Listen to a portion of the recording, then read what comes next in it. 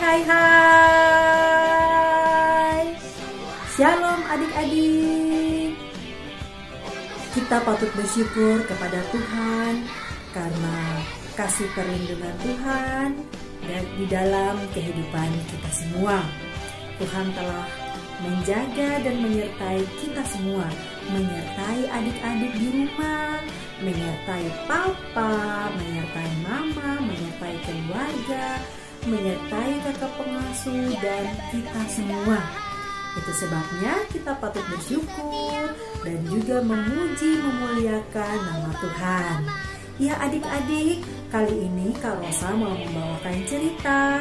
Tetapi sebelum mendengar cerita, mari kita siapkan hati kita, kita siapkan pikiran kita supaya firman yang akan diceritakan itu boleh menjadi bagian dalam kehidupan kita semua. Lipat tangan, tutup mata. Tuhan Yesus, kami bersyukur kepadamu karena Tuhan begitu baik di dalam kehidupan kami semua. Kami boleh ada hingga hari ini, itu semua karena anugerah Tuhan.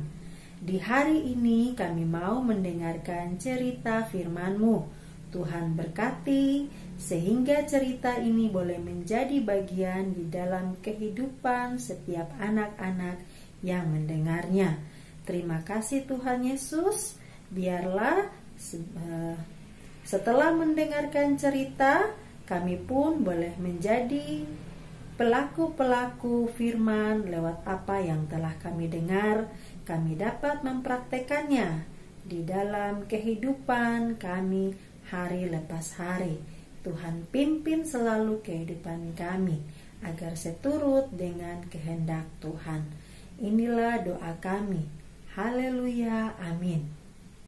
Ya adik-adik, cerita yang hendak Kak Rosa bagikan, Kakak Rosa berikan judul Persiapkan Calon Pemimpin. Oke, sebelum Kakak Rosa menjelaskan, kita dengar dulu cerita dari Alkitab.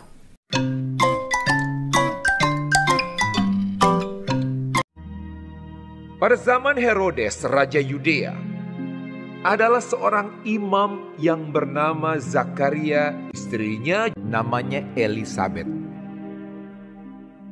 Keduanya adalah benar di hadapan Allah dan hidup menurut segala perintah dan ketetapan Tuhan. Tetapi mereka tidak mempunyai anak sebab Elisabet mandul dan keduanya telah lanjut umurnya. Pada suatu kali, waktu tiba giliran rombongannya, Zakaria melakukan tugas keimaman di hadapan Tuhan. Dialah yang ditunjuk untuk masuk ke dalam bait suci dan membakar ukupan di situ. Maka tampaklah kepada Zakaria seorang malaikat Tuhan berdiri di sebelah kanan mezbah pembakaran ukupan. Melihat hal itu ia terkejut dan menjadi takut. Tetapi malaikat itu berkata kepadanya, "Jangan takut hai Zakaria, sebab doamu telah dikabulkan, dan Elisabet istrimu akan melahirkan seorang anak laki-laki bagimu. Dan haruslah engkau menamai dia Yohanes. Engkau akan bersuka cita dan bergembira. Ia akan membuat banyak orang Israel berbalik kepada Tuhan Allah mereka." Lalu kata Zakaria kepada malaikat itu, "Bagaimanakah aku tahu bahwa hal ini akan terjadi? Sebab aku sudah tua dan istriku sudah lanjut umurnya." Jawab malaikat itu kepadanya, "Akulah Gabriel yang melayani Allah, dan aku telah diutus untuk berbicara dengan engkau dan untuk menyampaikan kabar baik ini kepadamu. Sesungguhnya, engkau akan menjadi bisu dan tidak dapat berkata-kata sampai kepada hari di mana semuanya ini terjadi. karena engkau tidak percaya akan perkataanku yang akan nyata kebenarannya pada waktunya.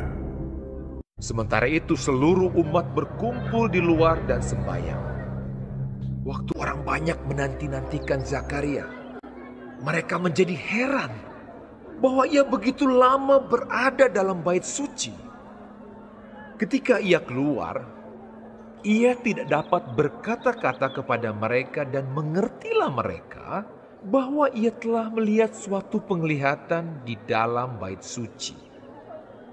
Lalu ia memberi isyarat kepada mereka, sebab ia tetap bisu. Ketika selesai jangka waktu tugas jabatannya, ia pulang ke rumah. Beberapa lama kemudian Elisabet istrinya mengandung, dan selama 5 bulan ia tidak menampakkan diri.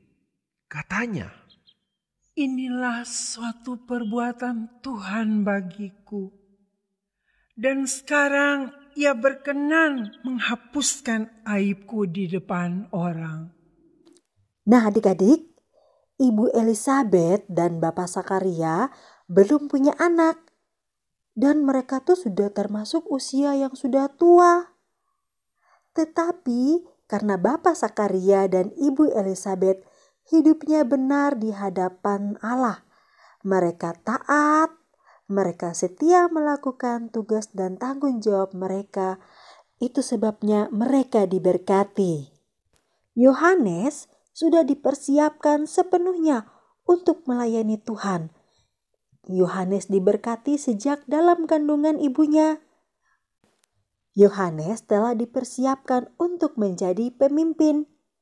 Nah, begitu juga dengan adik-adik Par GKI Maranatha.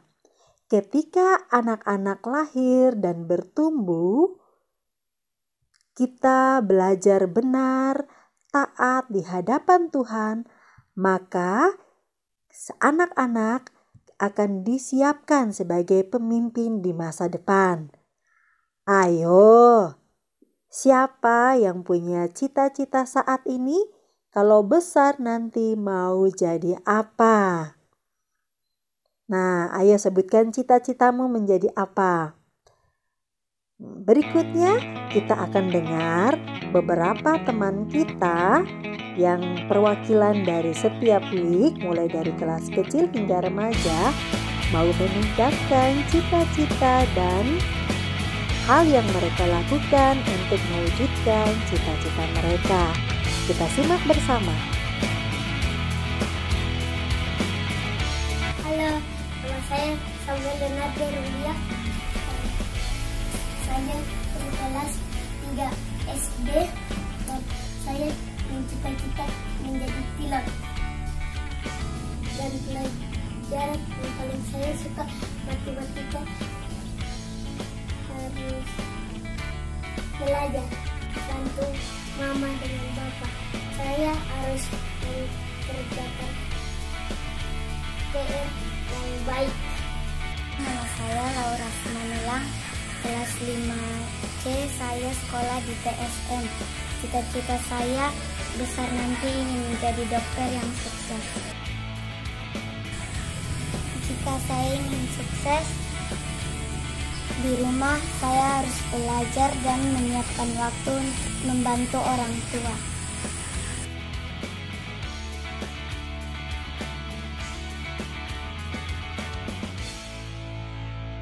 Halo teman-teman, perkenalkan nama saya Tristan Irianto Asisombo dari kelas 4. Saya ingin menjadi tentara. Yang harus saya lakukan di sekolah, menjadi ketua kelas yang baik, belajar, sering mengerjakan PR, dan di rumah harus membantu orang tua dan belajar disiplin waktu. Terima kasih.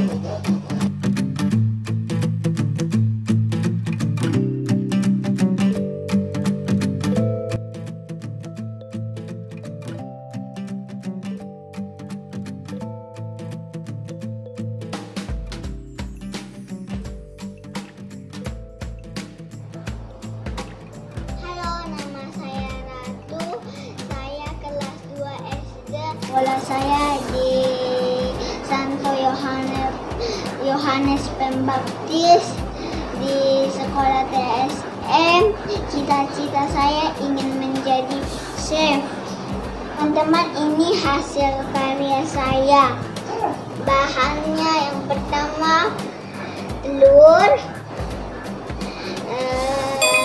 2 butir telur, dan tepung, dan gula, dan vermifan, air, dan apa yang dua tadi, tinggal 2 lagi, vanila.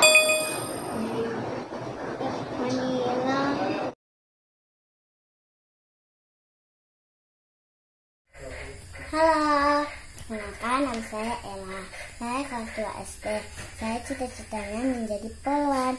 Polwan itu belajar, berdoa, baca Alkitab, bersihkan rumah.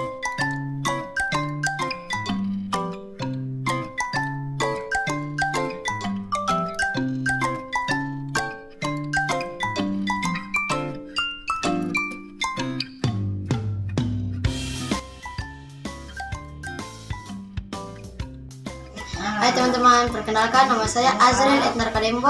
Saya kelas 7 dan saya bersekolah di SMP Bernardus. Cita-cita saya ingin menjadi polisi. Kenapa saya ingin menjadi polisi? Karena saya ingin menjadi pahlawan bagi negara dan saya akan melindungi orang tua, termasuk keluarga saya, dan juga melindungi negara. Apa yang kita harus lakukan untuk menjadi polisi? Pertama, kita harus belajar yang giat, harus membantu orang tua. Yang paling penting harus rajin berdoa, membaca Alkitab, patuh kepada orang tua, dan juga harus patuh terhadap hukum Tuhan. Ya, di sekolah kita harus melakukan apa untuk menjadi polisi? Yang pertama, kita harus bisa disiplin, bisa berani, mandiri, rajin belajar, dan harus saling membantu sama teman-teman, dan juga harus saling membantu terhadap ibu guru. Dan mungkin itu saja yang dapat saya sampaikan. Terima kasih dan sampai jumpa. Begitu adik-adik, siapkan cita-citamu dari sekarang. Rajin belajar, taat kepada Tuhan. Seperti Bapak Sakaria dan Ibu Elizabeth harus bertanggung jawab ketika melakukan tugas, baik tugas di gereja, di rumah, dan di sekolah, supaya anak-anak diberkati untuk masa depan. Baik adik-adik, demikian pertemuan kita kali ini lewat cerita yang telah kita dengar bersama. Kak Rosa mewakili seluruh kakak-kakak pengasuh GKI Maranatha Timika mengucapkan selamat hari Minggu. Tuhan memberkati kita semua. Shalom.